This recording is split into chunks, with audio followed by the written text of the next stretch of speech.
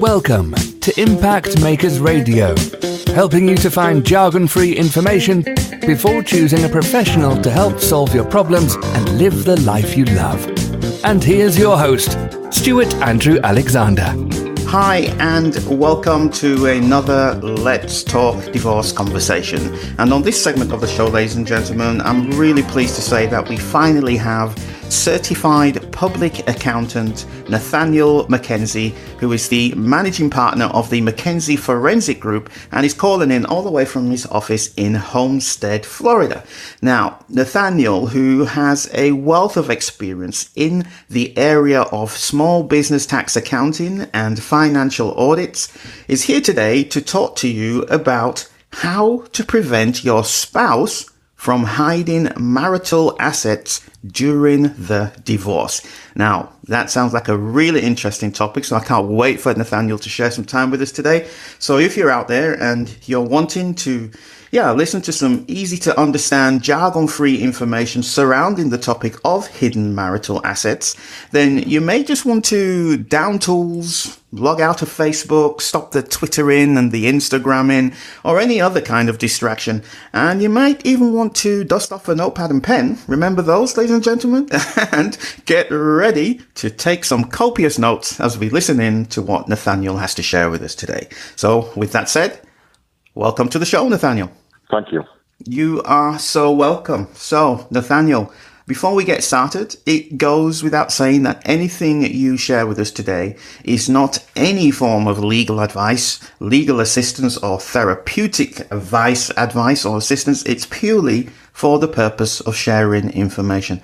Now, would you just care to expand on that in your own words so everybody's absolutely clear about what we're trying to achieve today?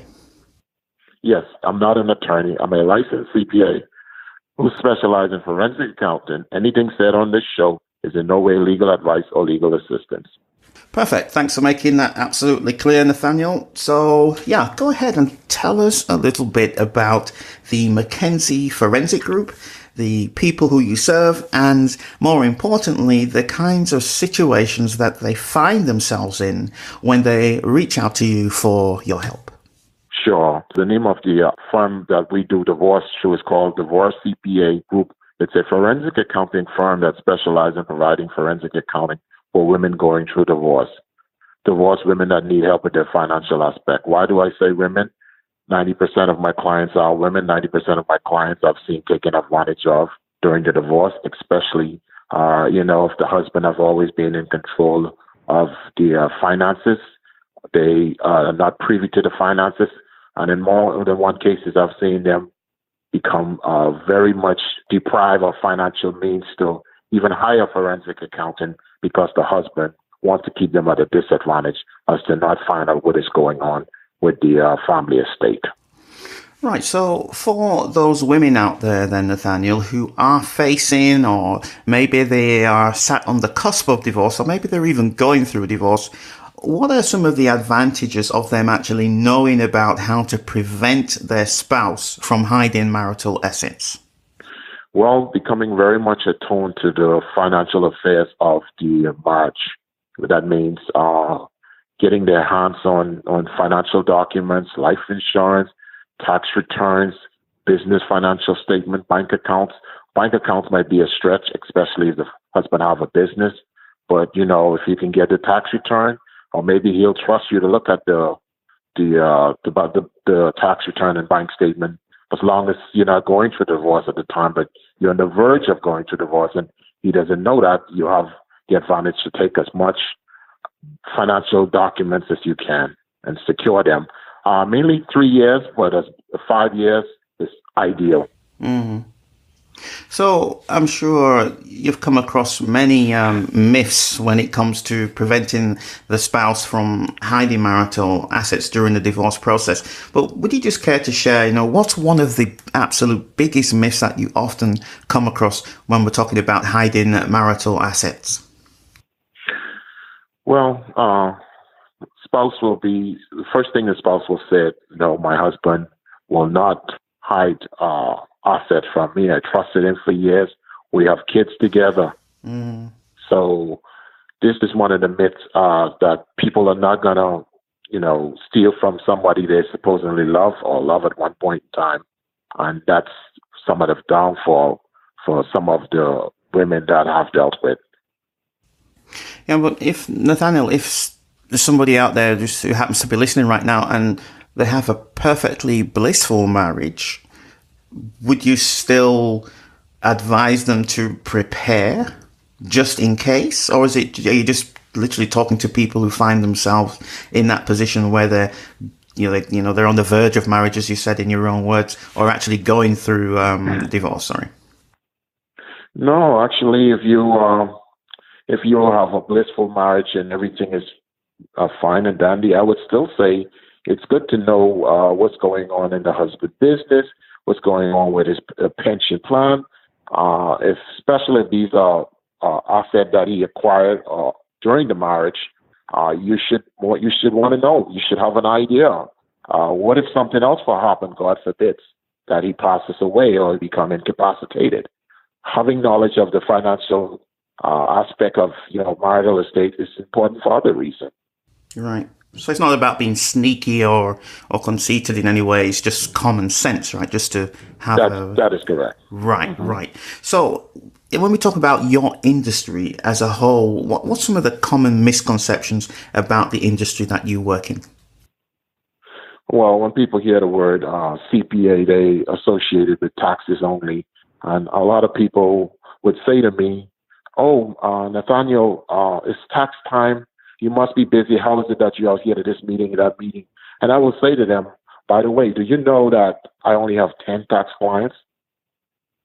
So no, we don't just do taxes. We also do audits. We do other engagement. We are called upon to do so many financial engagements that is required. We're called to do audits for government schools that get grants.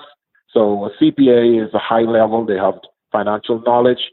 A lot of banks and institutions rely on their opinion. So yes, we are pretty busy with so many other things other than just taxes. Well, that's pretty enlightening to hear, Nathaniel. Where do you think that misconception comes from? I guess prior to the world becoming so involved financially and the world evolved, I believe at one point in time, taxes was the mainstream that CPAs did do back in the day, and that myth just kind of continued forward. But today, the financial spectrum has changed so much in the world that CPAs no longer just focus on taxes. Right. That makes sense. So the whole dynamic has changed within your industry, right? That's correct. Perfect. So I'm sure that you've helped many people over the years, Nathaniel. And in doing so, I'm sure that you've come across some of the fears that they have on a regular basis about preventing their spouse from hiding marital assets during divorce. Now, would you just take a moment just to share some of those common fears that you come across on a regular basis? Sure. So some of the common fears is I don't know what's going on with the family finances, and how do I find out what's going on with the family finances? I don't know how much money my husband, my wife actually makes. I don't know what he's paying for certain things in the business. I don't know what he's purchasing. There's so many fears about where the money is, and especially, if things start to go contrary to, bills are not being paid, and there's always an excuse as to why this billing be paid, and business is good. So there's a lot of fears about if I get divorced today, what happens to me? How many of my kids will survive? What will happen after I get divorced? How will my finances be after I get divorced? So there's a lot of fears about what happens before and after and during. I mean, that's a comprehensive list of common fears and also valid fears given the situations that people find themselves in when they're facing divorce. So we've essentially introduced many elephants into the room, Nathaniel. So I'd like you just to take each one by the trunk and lead them out of the room by just sharing with our listeners, how can they actually get past those fears that you mentioned? Well, one of the first things you can do is speak to a qualified, whether it's a CPA or good attorney, and have the attorney and the CPA sit down with you and kind of go over what you do know about the finances and kind of put together a listing of all the assets, the income the family spent, the expenses, and everything revolving around money, so you can have some idea or a starting point as to where the money is. And also, a CPA can also give you a projection if you are going through the divorce, what happens after. Let's just say you get a pension plan, half of a pension plan. You want to know, are you going to be taxed on it? Are you not going to be taxed on it? And if you are going to be taxed, what's the tax rate? How's it going to impact you? So that's one of the ways. So I suggest that you hire a professional, a CPA, early on to kind of help you out to find out what is going on, how he may be able to guide you with the finances. I mean, that's a great insight. Just as you alluded to, that it makes sense to hire a professional, a certified public accountant, or even an attorney when one finds himself in that position where they're facing divorce and looking at hidden assets. So even having said that, Nathaniel, what's one of the most perceived obstacles that you come across that may be preventing the women who you know that you can help from seeking the help of a certified public accountant? How much is a forensic accountant audit going to cost me, and am I going to get results? That's one of the biggest fear. Right. That's one of the biggest obstacles that prevent them from working. Okay. Yes. Right. Okay. So please expand on that. Well, forensic accounting is not cheap, but I think it adds value. Well, I know it adds value. I can speak confidently that even though you might spend the money to hire a forensic accountant, you shouldn't let that be a limiting factor as to what you need, especially if your husband owns a business or your financial affairs is somewhat complicated. The money should be an afterthought. So there are ways that we can get paid, even if you can't pay up front. And also, do you get the results? Well, most forensic accountants are good at what they do, so you will get the results. We live by our reputation. We don't do a good job, the attorney would not hire us again. So we try to make an impression on the judge, and we try to make an impression on the courts. So, Nathaniel, please share an example, and obviously keeping your client's confidentiality in mind, but please go ahead and share an example that really sums up how you've been able to help a woman or women to succeed in getting the transformation that they were looking for when they first reached out to you for your help. Well, most of the cases start like this. I'm going through divorce. I don't know what is going on, what is happening. I have very little money to pay you, and I need help.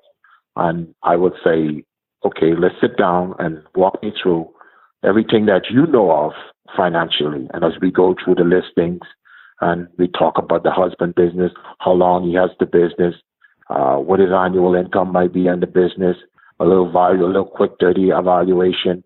And in more than 9 out of the 10 cases that we do, a lot of money was taken off of the table because the results we got from helping these women is to do a business valuation, let her do the pension valuation, do an analysis of fine art,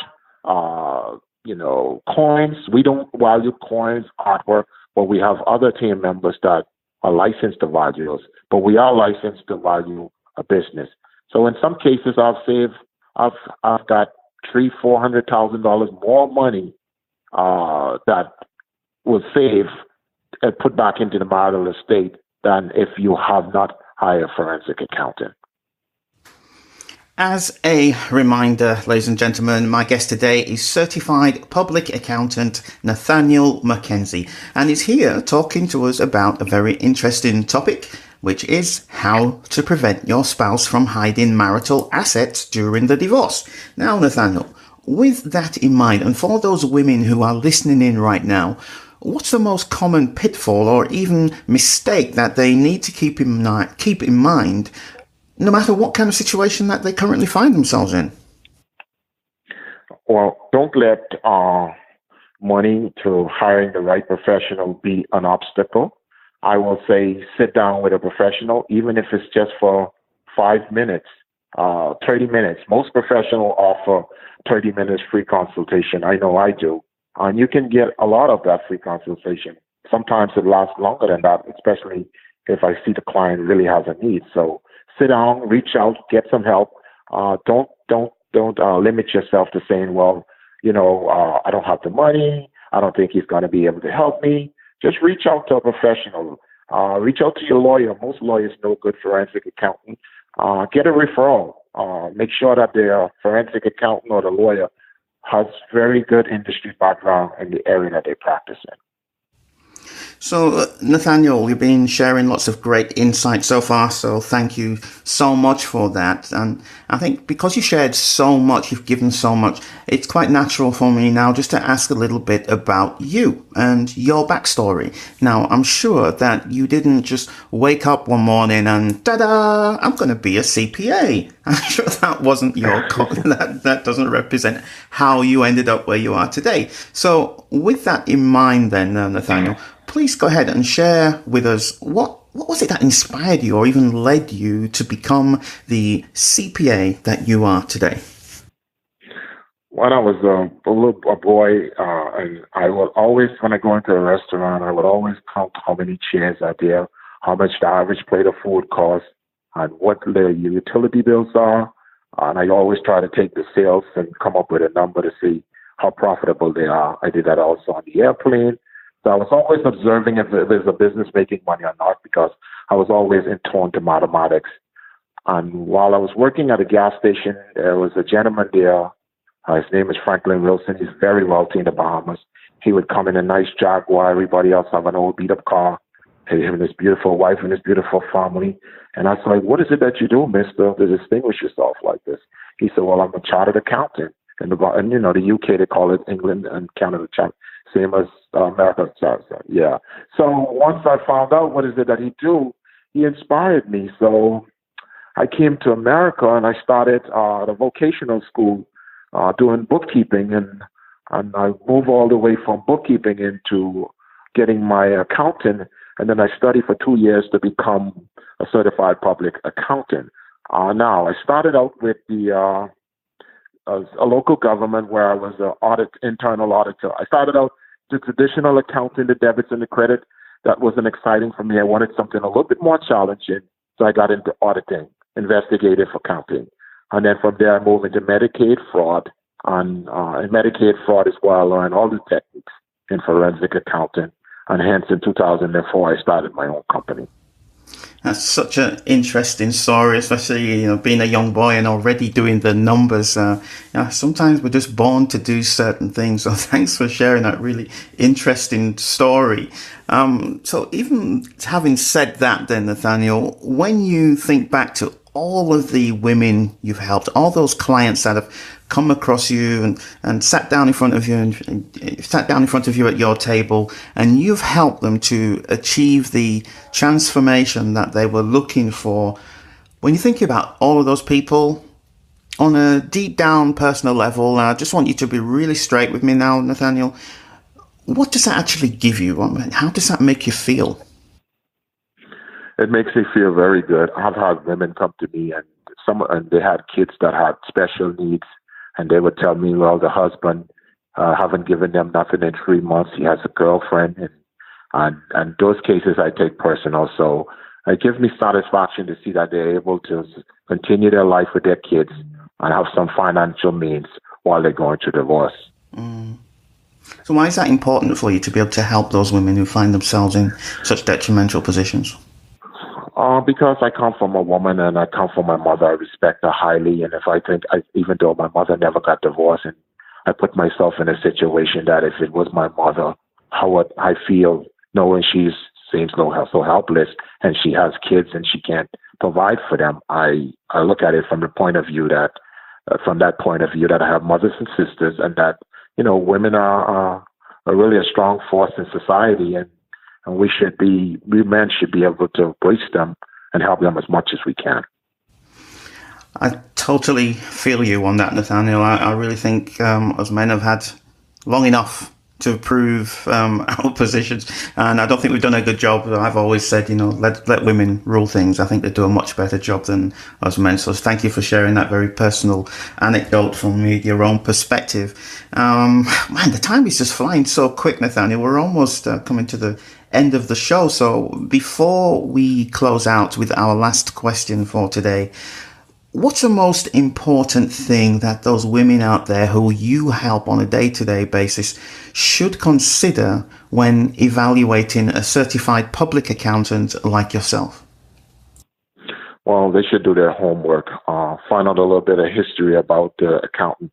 One of the most important things is to get a specialist. Do not go to a generalist, somebody who just do every and anything. That's the same thing holds for the lawyer, same thing holds for the forensic accountant. Do not get your cousin, CPA, that does your taxes and all these taxes, and do not get the lawyer who just specializes in accident. Get a professional that specializes in that field and do a little bit of background check and do a little bit of Googling and see a little bit about the professional background. So let me ask you this then, Nathaniel. I'm going to put myself in the shoes of a woman who's looking for a certified public accountant like yourself and have found somebody. What would you say would be 3 questions that I should ask that certified public accountant that would determine for me whether they're the right person to work with or not? You'll ask them, how long have you been practicing? Let's just say you're in a jurisdiction. How long have you been practicing in that jurisdiction? How many cases do you specialize in? Just family law only, divorce cases, forensic account for divorce cases? And what is the likely result that I will get what I pay you to get? Perfect.